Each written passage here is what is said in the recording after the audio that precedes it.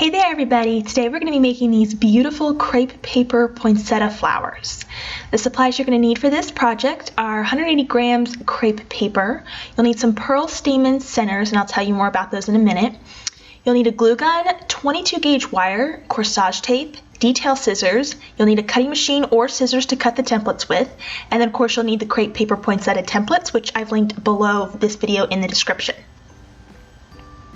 You're going to need to cut 12 smaller petal halves and 12 larger petal halves. You'll also need to cut 6 leaf petal halves. And you'll also want to cut your crepe paper so that the grain runs diagonally, and I'll explain a little bit more about that in a minute. And you'll also need to cut 6 1-inch squares of crepe paper as well. You can also find the cutting machine measurements written below this video in the description if you should need them.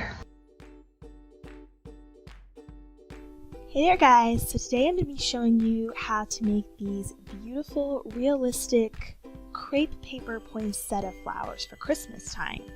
I think these are probably my favorite poinsettia that I've designed. I've designed quite a few, but this is my first crepe paper one. And they're very realistic looking, and this template is actually free on my blog, abbikirstencollections.com. I'm going to link it below this video, so if you want to get this template for yourself, head over there, and we're going to go ahead and get started here. So, like I said, these templates are free. You can use them with your Cricut Maker, because that cuts crepe paper, or you can hand cut them with scissors and your printable PDF. I've already prepped a lot of my petals here, but I'm going to show you how I prepped them. So this is what your petal is going to look like when we get it assembled here in just a second. And I typically use 5 to 6 of the larger ones, and then 5 to 6 of the smaller ones. There's not an exact petal count. I do some that have 5 and some that have 6, just to kind of like vary it a little bit and make them look a little bit different. And then you also will have a leaf template as well, which you will follow suit with exactly the same way. And when we cut our crepe paper out, we want to cut it so that instead of the grain going up and down in a vertical fashion, we want it to go in a diagonal fashion. And that's just all going to depend on, you laying your template. If you're hand cutting, lay your template on top of the crepe paper so that the grain is going in that diagonal direction. If you're using a cutting machine, then just turn the petals at a diagonal in Design Space or whatever software you might be using to cut this with, and you'll get that nice sort of textured look with the grain there that we're going for. Okay, so the first thing I do is I get some wire here, and I'm using 22 gauge wire. For this one, typically I use 18 gauge wire, but we don't want the wire to be too thick, because if it's too thick, then it's going to really mess up kind of the shape of our petal there. So I'm just going to trim this down because I don't need that long of a wire. I'm just going to cut it in half. My wire clippers there. And then all we're going to do is we're going to add a thin line of glue right down here, and we're going to place the wire on top and then place the other one on top of that, okay? So I'm going to get my glue gun here. Actually, I'm going to use this one.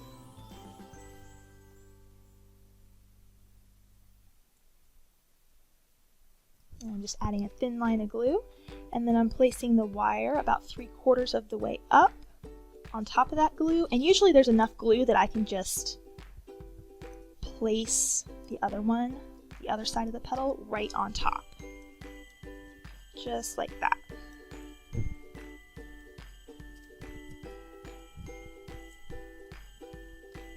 Okay, so you might notice when you do this that your tips kind of overlap a little bit. So just pick the one that's on top here and snip the other one off on the bottom so that you just have one clean looking tip like that, okay? You might need to do the same thing at the bottom here too. I usually don't get too concerned with the bottoms because they're in the center of the flower where you can't even really see them. So I don't get too concerned with that. But that's how your petal should look once you've added your wire in between those two petal halves. And then you just want to bend it back a little bit. It should bend very easily because we have that wire going down the center there, and you'll just bend it back like so. Okay, you're going to repeat that 5 to 6 times for the larger petals and 5 to 6 times for the smaller petals. Like I said, you can use 5 or 6. It really doesn't matter. I've used both and it turns out beautiful either way. Okay, so the next step here is going to be the poinsettia center stamen here. And what I'm using here is some small beads. These are like 8mm pearls and a little bit of wire. Now I bought these like this already on Amazon and I have that linked in my supply list below this video. But if you don't want to buy these, then you can of course just make these yourself with some pearls and some wire. Just thread it through and twist it and sort of create a little cluster. And then the next step is going to be to cover them to make them look a little bit more like the stamen of a poinsettia would be. So all I've done for that is I've cut out little squares of red paper that complement and match the petals that I'm using. And I'm also going to cut a couple of tiny strips of corsage tape here. I only have to be about 2 inches or so, not very much. And I'm going to take one of these, I'm going to bend these other ones down, and I'm just going to place this on top, kind of gather it and pinch it with my fingers, and then twist. Oops, got a little too excited there. Let's try that again. Alright, pinch it and twist. So you'll kind of have something that looks like that. And then to keep that from coming off, get it twisted closed, grab a piece of your corsage tape here. I usually add just a little bit of glue around the outer edge. Put that corsage tape on there. And then wrap the corsage tape. So you'll see a little bit of the red peeking through, and then you'll see the green around it. So it'll kind of look like a center bud of a poinsettia that hasn't, like one of the petals hasn't bloomed yet. So that'll look really realistic. I experimented a lot of different ways with doing this. I've also tried it with like making clay, like polymer clay, but I found this to be quicker and I kind of liked the look of it a little bit better. So you're going to repeat that with these other 2 over here, and I usually do 6. So I'm just going to repeat this really quickly. You can do more or less if you want. I wouldn't go less than 3 personally, but usually 6 is a good number. So I'm just twisting this and I'm going to do the exact same thing here. That on and wrap it there. Okay, so now I have my poinsettia center complete here. You should have something that looks like this. I'm just going to connect these 2 clusters together with some corsage tape, so go ahead and do that as well. I like to always reinforce my corsage tape with just a little dot of glue when I start it. So I'd like everything to stay in place.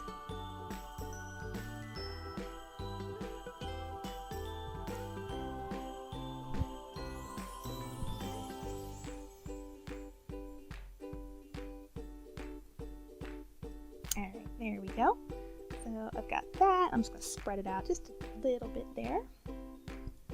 And then we're going to start building on the leaves. And it's a good idea to go ahead and pre-cut a few strips of corsage tape so you're not trying to hold your petals together while cutting the corsage tape. So it's a little tricky. So I'm just going to have some corsage tape set aside there. And you're going to start with the smaller petals because we're starting from the center. So the first thing I do is I'll just pick up the smaller poinsettia petals and I'll kind of just start gathering them together here. I'll kind of tuck one behind the other and follow suit, sort of tucking each one around it. It doesn't have to be perfect, but that's just kind of what I aim for initially, and then I kind of mess with it and fan it out a little bit more later. So I'm using 6 here. So I got 4 in place. And you'll have a lot of flexibility. So if it's like looking weird like this and it's not spaced out properly, that's okay. Don't get too concerned about that. Just kind of get them all tucked the direction that you want.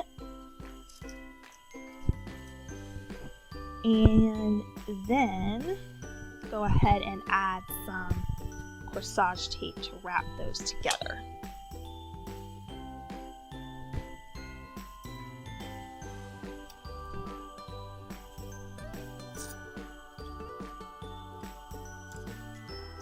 Alright, I'm wrapping that all the way down there. Now's where you can kind of like bend things and get it exactly where you wanted it to be. So I'm losing one of my pieces there. Alright, there we go. So now I'm just going to mess with this a little bit and just kind of shape it. You'll do this a second time after we add the large petals, but you can kind of mess with it a little bit now too to get it looking like you want it to look. Okay, so there is those first small petals done, and I'm using 6. You could use 5, but 6 I think comes together a little bit better if you can do that. So if I had to pick, I would say 6 is probably best. Now we're just going to add in our larger ones, and we're going to aim so that they will be placed kind of sitting in between the two smaller ones, okay? And it's all right if that doesn't, again, get perfect the first time you put this together, because you're going to be able to move things around. It'll have some flexibility with that wire. So I'm just kind of bending these a little bit. And going around here. And I usually can just gather the petals together, but if you feel like you need to add only a couple at a time, wrap some corsage tape and then continue, that's fine.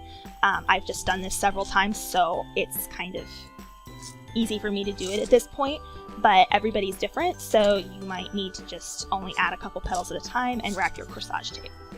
I am going to have to do more shaping afterwards because I'm doing it this way. Alright. Got those essentially underneath there. And I'm going to add my corsage tape again.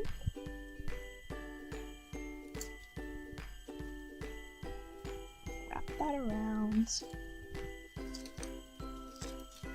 Get that stem all wrapped up there. Now I'm going to come in and shape it, so I'm just going to move these around so that they're kind of sitting in between the two smaller ones.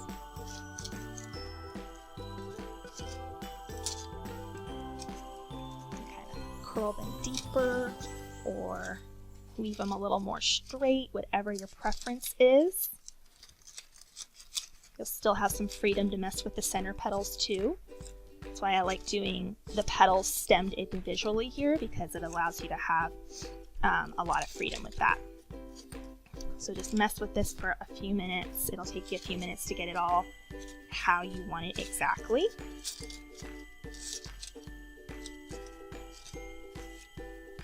Alright, so I'm pretty happy with that overall.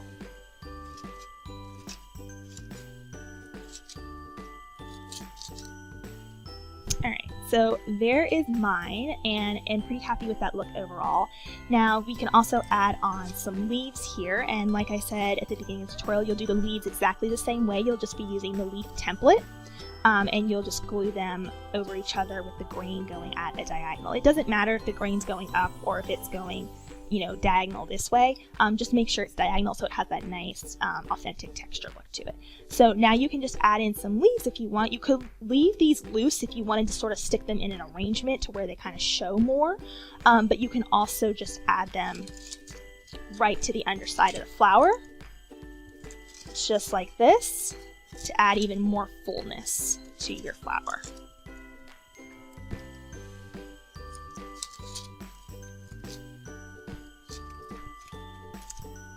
Something like that, and then we can come in here with our corsage tape and wrap again.